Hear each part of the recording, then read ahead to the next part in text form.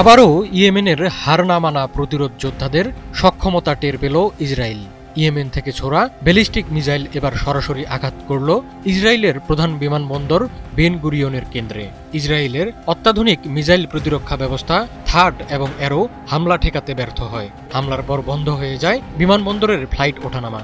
হামলার পর প্রতিরোধ যোদ্ধাদের মুখপাত্র সতর্ক করে বলেছেন, বেন গুরিয়ন বিমানবন্দর আর বিমান চলাচলের জন্য নিরাপদ নয়।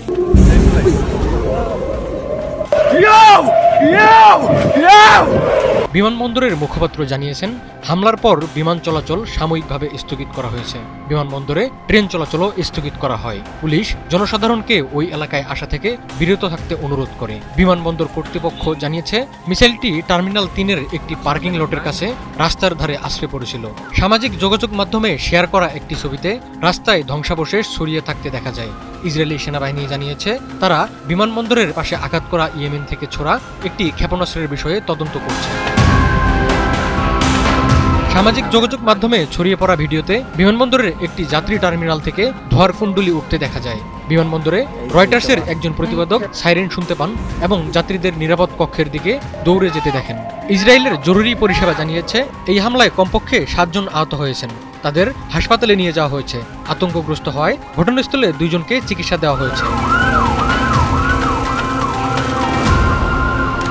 ইসরায়েলি সংবাদ মাধ্যম ইয়েমেন থেকে নিক্ষেপ করা ব্যালিস্টিক মিসাইলের সরাসরি আঘাত করার মুহূর্তের ভিডিও প্রকাশ করেছে। প্রতিবেদনে বলা হয়, মিসাইলের ওয়ারহেড বিস্ফোরণের কারণে একটি বিশাল শক ওয়েভ সৃষ্টি হয়। এমনকি 50 কিলোমিটার দূর পর্যন্ত তা শোনা গেছে। বেন গুরিয়ন বিমানবন্দরের কাছাকাছি বেত রিবকা ইনস্টিটিউট সহ একাধিক ভবন বিস্ফোরণের তীব্রতায় ক্ষতিগ্রস্ত হয়েছে।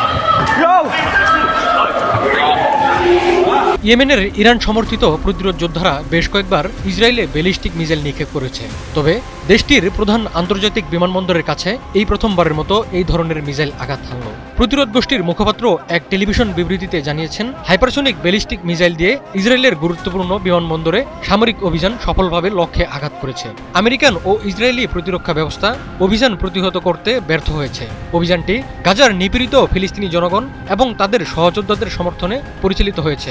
মুখপাত্র বলেন, ইয়েমেন আল্লাহর সাহায্যে আমেরিকান আগ্রাসনের মুখে দৃঢ় এবং অটল থাকবে। গাজায় আগ্রাসন বন্ধ না হওয়া এবং অবরোধ উঠিয়ে না নেওয়া পর্যন্ত নিপীড়িত ফিলিস্তিনি জনগণের প্রতি তারা দায়িত্ব পালন করে যাবেন।